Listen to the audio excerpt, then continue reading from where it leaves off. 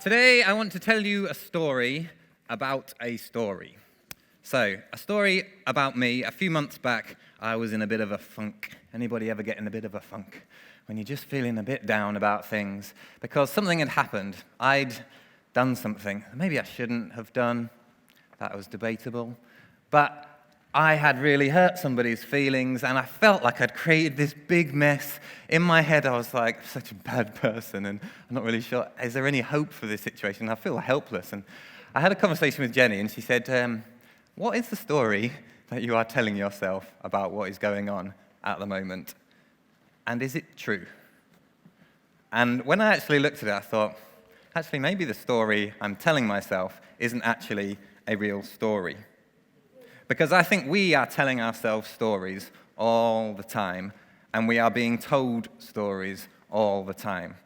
Have a think about it. I listened to, it was really fun, Prime Minister's Question Time this week. Anybody tune in for that? Entertaining stuff. They're telling you stories all the time. You've got one side saying, well, actually, the decisions we've made this week are going to lead to this, and these are the good guys, and these are the bad guys, and this is what's going to happen, and these people are the victims, and we need to look after these people. And the other people are like, that's not the story at all. This is the story. And so all the time, they're trying to get me as the listener to believe a certain story. It's not just politicians that do it, adverts do it. Every time you're on social media or watching the TV, the advert is trying to tell you a story about who you are, what the world is, what could happen to you if you bought this product, and what the story would be as it panned out. I think sports teams do it. Sports teams offer us a thing that will make us somebody and will be part of this bigger story. I think religion definitely does on it, and we're going to touch on that a little bit later. There's a story of the whole cosmos and how that happened, what your role is in it, what the God character role is in it, and we all have our parts to play. So I think I'm wearing my Why Are We Here t-shirt this morning because I think it's always an important question to ask why we come. And I'm incredibly grateful that you are here because I know for a lot of you, you have incredibly busy weekends, incredibly busy life. Joel of him is at work all day today from about 4 o'clock this morning and has come in, so thank you so much for being here. But I appreciate all of your time because it wouldn't be great me just talking to pews this morning. So we are questioning the stories in our life. I think that's why we come each week, because there are stories coming at us, and it's good to pause and say, what are the stories I'm telling myself about me, about the people around me, about my upbringing, my background, and where I'm headed? If I'm following the wrong story or the wrong narrative, I might end up becoming somebody I don't need to be, or maybe I don't want to be. So let's consider that story today and also consider the roles that we play. In The Lion King, we have that line that says, you are more than you have become. And I think that could be true for all of us this morning, that there's actually somebody that we've become because we've been told this is the role you have to play in life, this is who you think you need to be. And I think there might be a better role that actually we can aspire to. So today I want to share with you an idea I've learned that might help us identify some particular roles that we play and that maybe we've been told to play and offer some alternatives that we can grow into. So in 1968, a psychologist called Dr. Stephen Cartman published an article about what he called the drama triangle. Dun, dun, dun. It came out of a study looking into the different roles people play when there is relational conflict. Does anybody ever experience relational conflict? I think we've all been there at times. Now, you might be listening online or in here today and thinking, I'm not a dramatic person. This isn't really for me this morning. I just like to keep the peace. Well, you have a very particular role in the drama triangle. And I also want to say up front this morning, what this concept does is not try and put you in a box and say, you're this. In fact, we're trying to do the opposite this morning. We're trying to say we may have put ourselves in boxes and identified ourselves in certain roles, and we want to free ourselves from that. Okay. When we're in relational conflict, there are 3 roles that he defined that we gravitate to. They are the victim. Poor me, says the victim. What would a sound effect be for the victim? Probably. Oh, look at you there. They are like the damsel in distress. Then we have the villain. Sound effect for villain. Dun, dun, dun. It's the person that's like, probably something dissonant, like these violins going off like, The villain or the persecutor. Their catchphrase might be, it's all your fault. You did it wrong. Should have done it my way. I know how to do things. The hero or the rescuer is the third identity that we can gravitate to.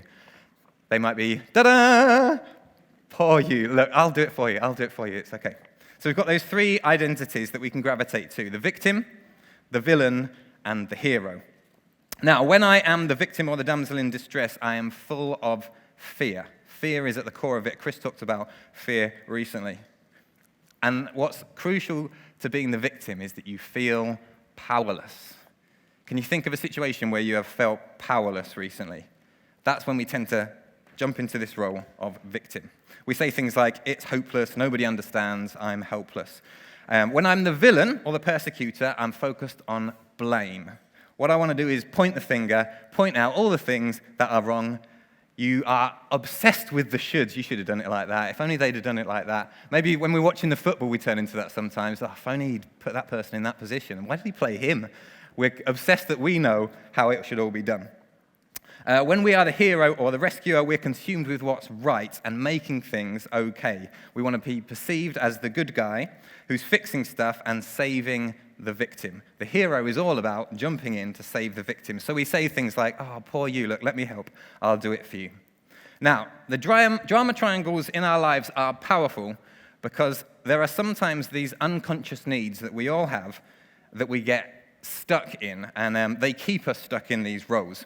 So if you find yourself being a victim, and I think we all get like this sometimes, we depend on a hero rescuing us. And some of us are more attuned to that than others. We would just love somebody else to come in and save us.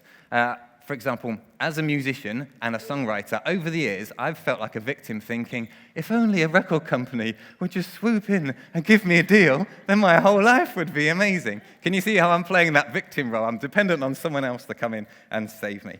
Okay, heroes are looking for a victim to save. You might be one of those people that kind of, when somebody's in a mess, think like, it's my opportunity to step up. Suddenly I have a purpose in life. I can help them. It's okay, I'm here.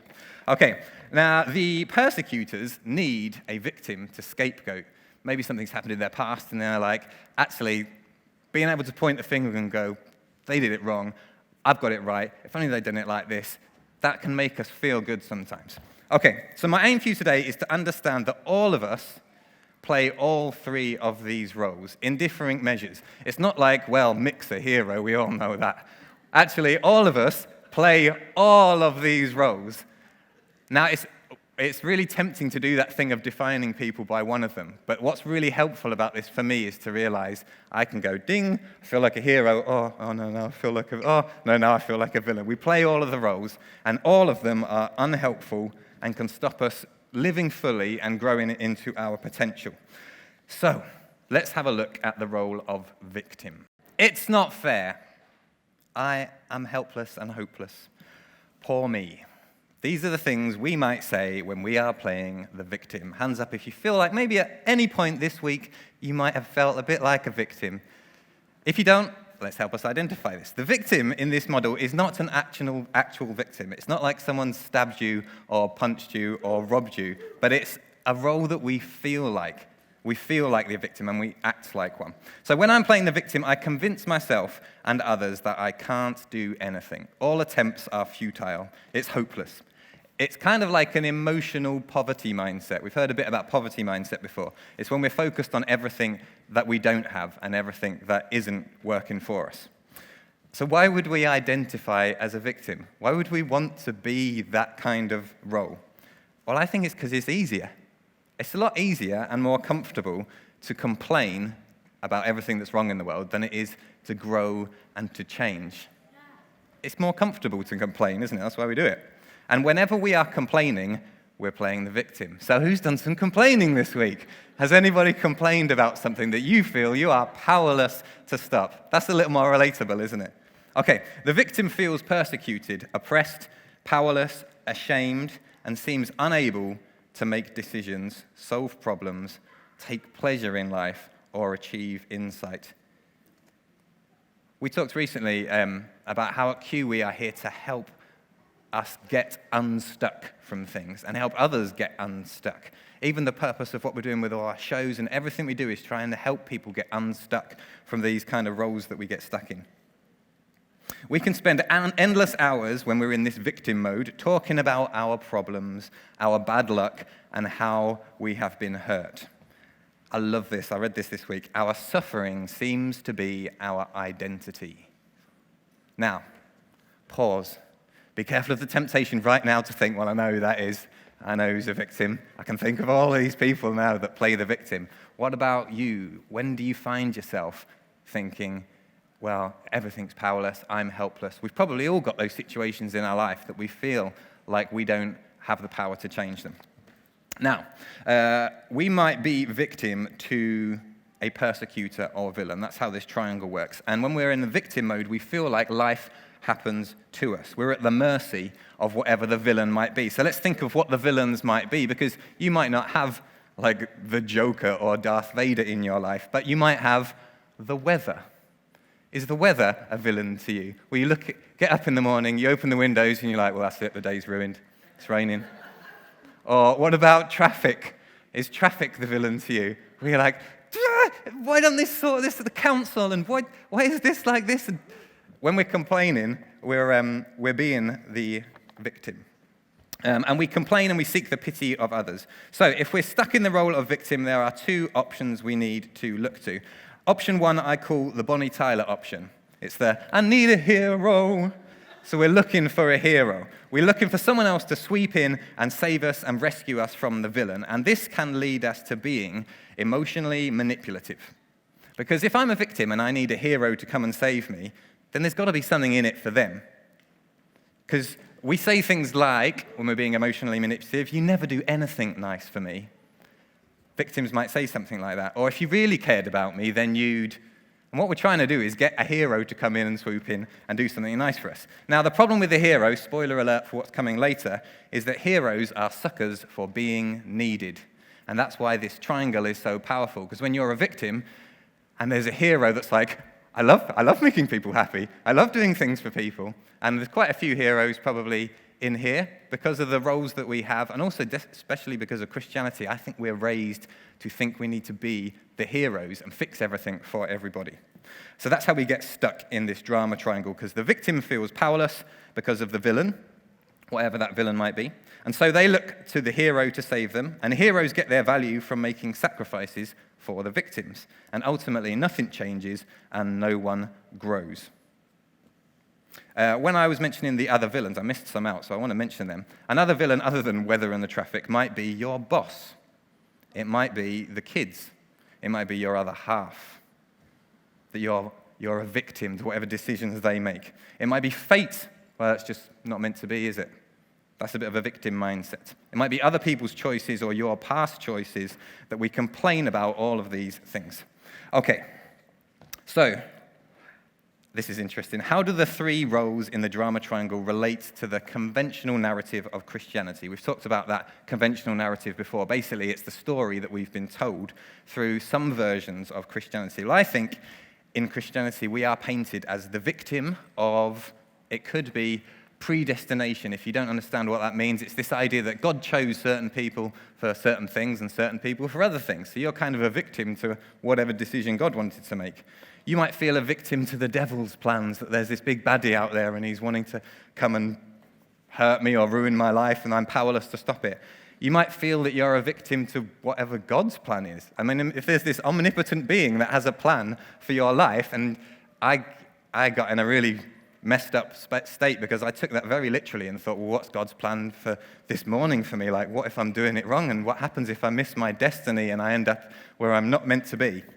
You might feel like a victim to the fallen state of humanity or sin. You might think, well, there's this big power, sin in general, and I'm just powerless to make any decision or stop that. And so when we feel powerless like that, we need a hero to swoop in and be our savior. We might need to keep that hero sweet as well, because if they're not getting anything out of this, like some worship or something, then maybe they're not going to be there to save us when actually things get really tough. Okay, the second option, so the first option was the Bonnie Tyler option, I need a hero. The section option is, I think, a little bit better. I call it the Tina Turner option. It's the, we don't need another hero. Because we don't need another hero because actually there is a different role that the victim can play. The victim, when I feel like a victim, I need to grow into a creator. And when I'm a creator, I take responsibility for my own life. I stop complaining about what is happening to me, and I say things like, I can do it. And what is the next step that I need to take? Now, some of you are thinking, but actually, I can't do it. Okay, but stepping into the creator role, we have to have a different mindset, and I think there's these two things that can help us, which is faith and gratitude. So, the way I understand faith now is that the opposite is sight. So sight is when I see everything that is impossible and I can't do. Faith is when I say, I see something that I can't see. I see something beyond. There is more to see than meets the eye. That's what I think of faith. Steve Devo, I was thinking of you this week. 2 Peter 1 verse 3. We used to talk to our kids about this all the time because we had a little song. It was, I have everything I need for life and godliness. If we actually believe that and take that for real, then it means I have everything I need. I don't need to play a victim. I don't need to look for a hero. I have everything I need to be a creator. Okay, the more beautiful gospel we talk about is that we aren't born into a curse. We are born blessed. Actually, what came before the curse in the story in Genesis was original blessing, they call it. And it's this idea that God created people and said, you are blessed. You have authority to go out and make a cool world, go and do some cool stuff. Now, whatever happened after that, our original state is blessing. And the second thing is gratitude. So we had faith and gratitude. I think these will help us step out of that victim mindset. And the reason I think gratitude is really helpful is because when we're playing a victim, all we're doing is focusing on everything we don't have, everything that's not going right for us. But what's gratitude? It's the complete opposite, isn't it? It's when you go, well, I have friends. I have people I can talk to. I have loads I can learn. I've got abilities. I do at least have choice. I can step into something different. I have way more going for me than I have going against me. And gratitude is doing that. So one challenge I want to give you this week, if you feel and relate to that victim mindset, is before you go to bed, I want you to think of 10 things that you are grateful for. It's really simple, but just 10 things before you go to sleep. And then when you get up in the morning, the first thing I want you to do is think of 10 things that you are grateful for. If you get into a habit of gratitude, it's really hard to be down, it's really hard to be miserable, and it's really hard to be a victim because you suddenly realize, actually, my life has more going for it than I thought it did. I'd like to invite Joel and Connor up because we're going to sing a song that hopefully inspires you to gratitude. Yes. Okay, if you haven't seen that movie, it's called Megamind. It's worth a watch. And if you watch it this week, have a look all the way through and see if you can observe the 3 roles that we've looked at. Who's the hero? Who's playing the villain? Who's playing the victim? Because what's fascinating in the movie is they kind of swap round and they change. Okay, we're going to talk about the hero. Now, I relate to this a lot, and I think partly, as I've mentioned before, it's because of our upbringing in church. I think we've been brought up to play that role. Also, I come from a family where we literally have a Latin motto that says, you weren't born just for yourself, you were born for the whole world. That's pretty much a hero mantra, isn't it? But interestingly, you can see the same things through different eyes and actually see that's a great motto to live life by, and we'll find out why in a minute, but maybe not as the hero. Okay, our culture loves a hero. And it holds heroes up as kind of what we should all aspire to be, I think. I was talking to Kev this week, and he was like, well, no one, who's going to acknowledge that they're a villain? I mean, some people might acknowledge that they play the victim, but who's going to be like, yeah, I'm the villain? Actually, I've spoken to some people this week. My wife very honestly was like, oh, yeah, I definitely play that role loads. And it's really important that we recognize when we play each of those roles. Okay, so name me some heroes that you can think of. Come on, shout some out at me.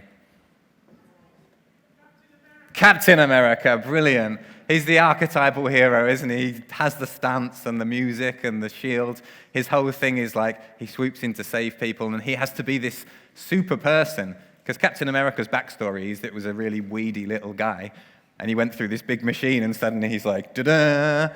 The reality is, people aren't da-da.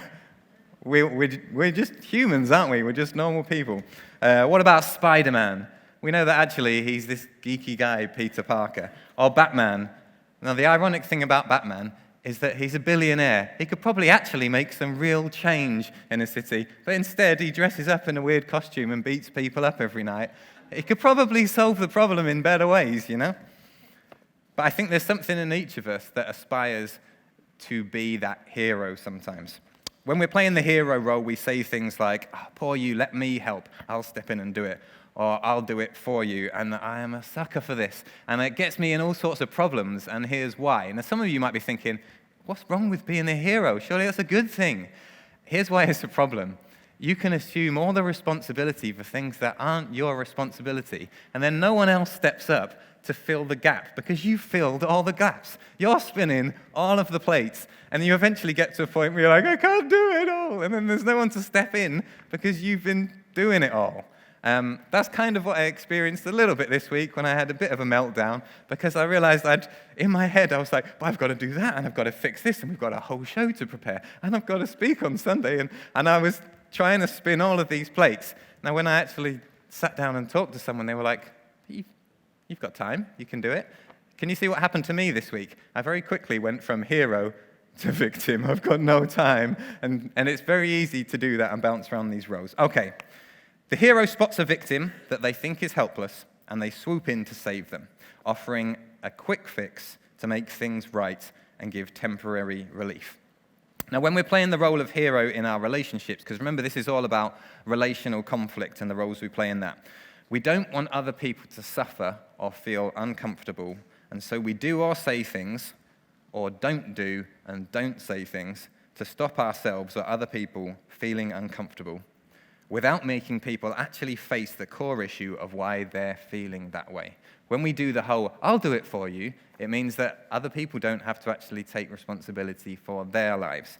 Another example this week, I had a phone call, a message from somebody that said that their child was going through a certain ceremony, and all I wanted to do was say, why are they doing that? But I didn't want to rock the boat. And I thought, I might upset them. So I kind of played the hero by going, I hope it all goes well. Now, you might think, what's wrong with that? Sometimes we don't say the things that actually we might need to promote some change in the world. Because actually, we just want to keep everything nice all the time. Ta-da! Everything's cool. Actually, sometimes we need the hero to take off their cape, step down and, like the guy did in the clip, go, I'm done being the hero. It's time for somebody else to step up and fill the gap. Okay.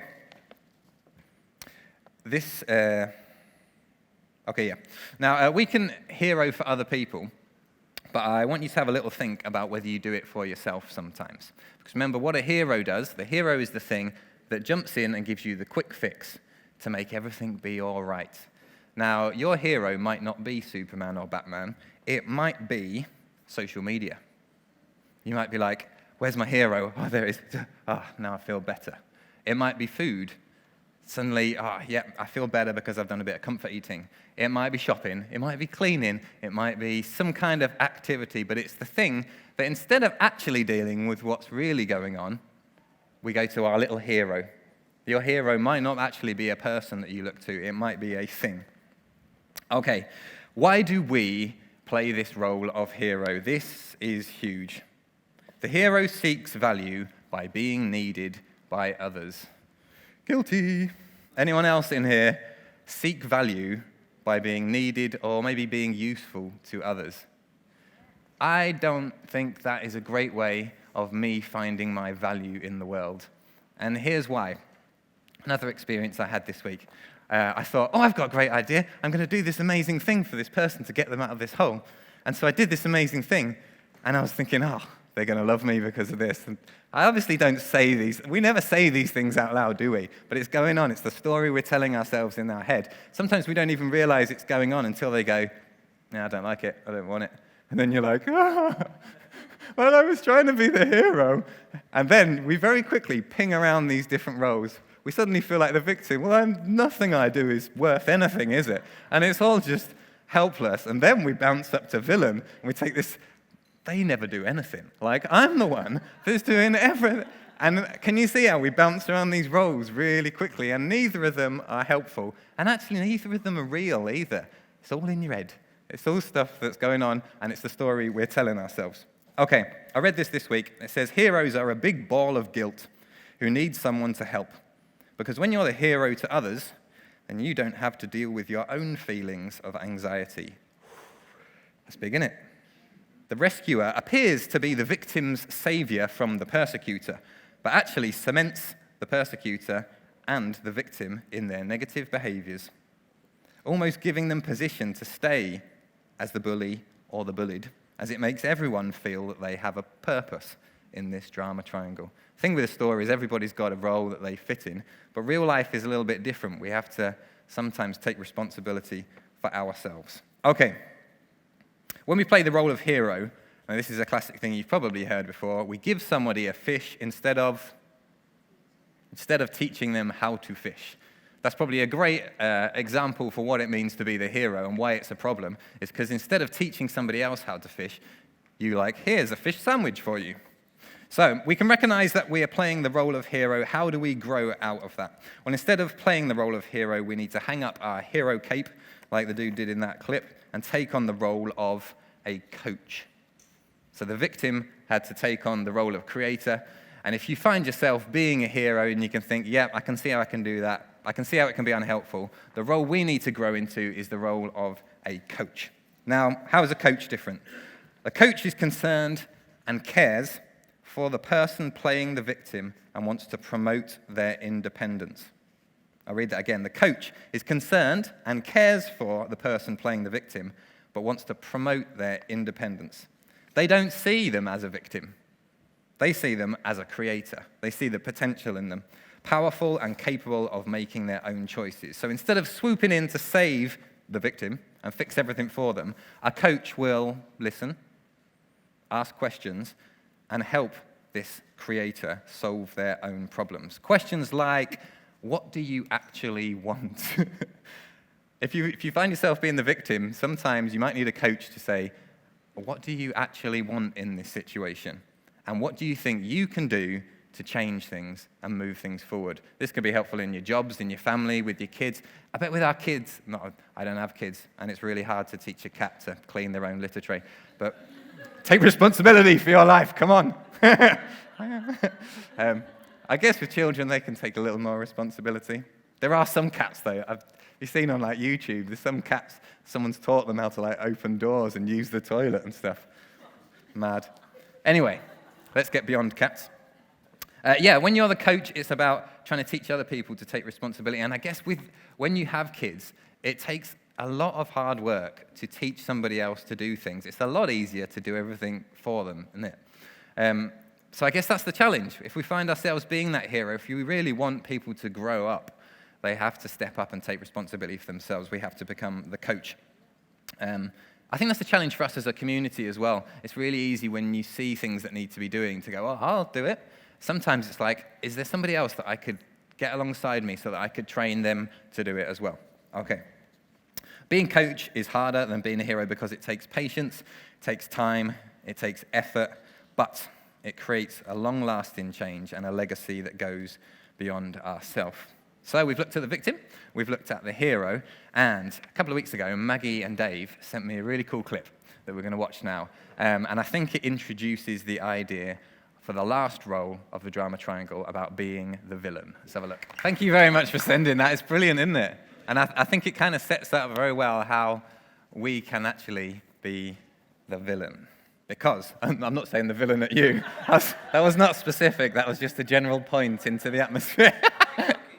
Yeah. I'll get you some cookies, Mick. What a horrible person. I shouldn't have eaten that pizza. It's all their fault. They should know better. They're wrong, and I'm right, and they need to do what I say. I'm such a bad person. They're such a bad person. These are all things that we tend to say in the role of villain or persecutor.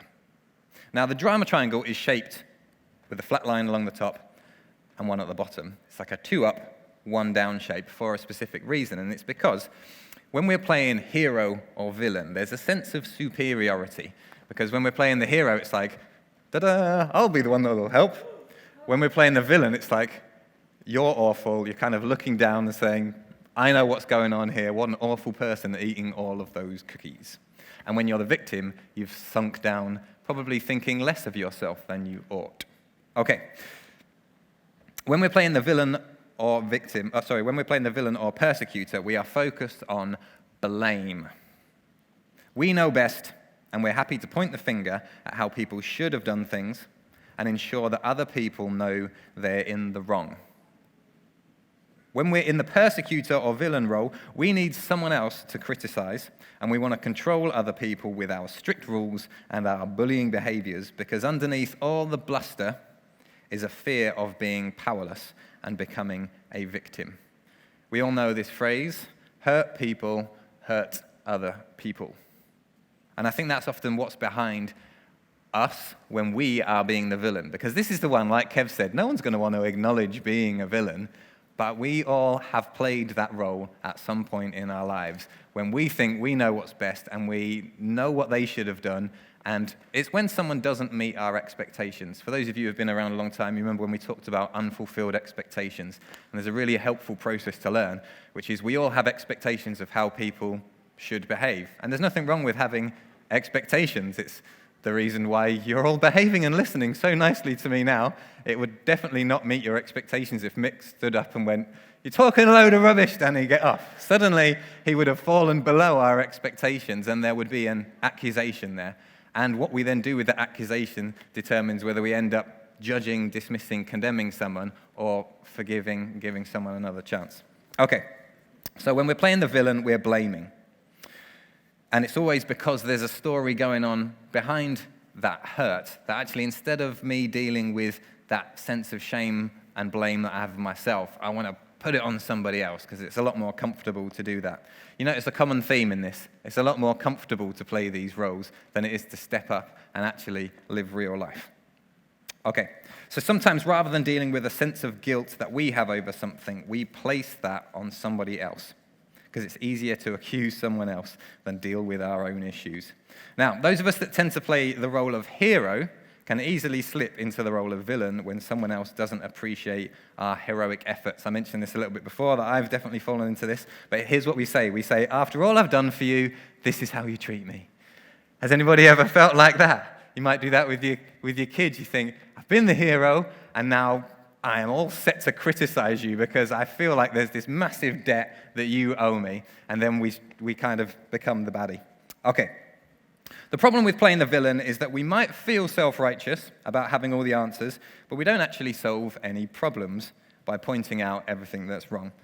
And we don't actually help anyone else solve their problems, because in our mind we think that they deserve what's coming to them. We feel we constantly have to fight for survival and struggle to protect ourselves in what we perceive as a hostile world. Okay, so if we recognize that we're playing the role of villain, how can we grow out of that? Well, we need to let go of blame. That's a huge part of it. Like we said, expectations are fine. There are certain things that should be done a certain way, but the shoulds can be very powerful and can have a very negative role in our life when blame is always at the center of it. So what we need to do is lose the blame and become challengers. Where's our next slide? So the villain has to become a challenger. Now, this is a really important role in the world if you ever want things to move forward and change. It's one that we actually aren't very comfortable with, because actually, if most of us are heroes, it's like, stop disturbing the peace. Everything's fine. And the challenger comes in and goes, that's not. And it's like, oh, why did you have to mention that? Okay, challengers apply healthy pressure to face and deal with situations and inspire learning, growth, and action. So instead of just being the one who's blaming everybody and slagging everybody off, we're actually putting some positive pressure on to push things in the right direction. If we perceive someone or someone else to be the villain in our life, then remind ourselves of this. They're not actually a villain. Now, I think that's really important to remember. Often these are the stories that we tell ourselves in our life, and those people that you might think are the least favorite people for you to be around, they're not actually a bad person. They're not actually a villain. They're just a human being with a story.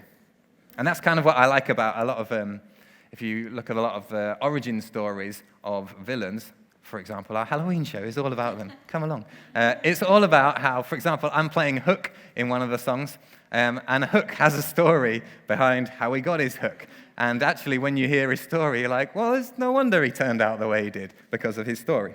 If you perceive someone else to be a villain, then remind yourself they're not actually a villain, they're a person with a story. So let the villain be a challenge to you. If you perceive someone to be a villain in your life, and we'll probably have those people in mind that you might be thinking of, instead of thinking, oh, I'm a victim and they're the villain, and having that sense of like, I'm powerless, instead allow their actions to challenge you to think, well, actually, is there anything they're pointing at that maybe I could do something about here? Maybe I could step up to be the creator and say, actually, maybe they've got a point. Now, they might not be doing it in the way that would be ideal, but they might be actually pushing me in the right direction. Oh, okay, we're nearly done. So we are all telling ourselves stories about the world around us and about ourselves. One of the things that came up when I was chatting to Beth about this week is those of you who have kids, probably tell your kids stories before you go to bed. I wonder what stories you were told as a kid. In fact, I'd be really interested to talk to you guys afterwards about what the stories you were told when you went to bed were. Mine were kind of weird. They were all about Christian missionaries who went off to foreign lands to save people. It's like, no wonder I ended up in the situation I did.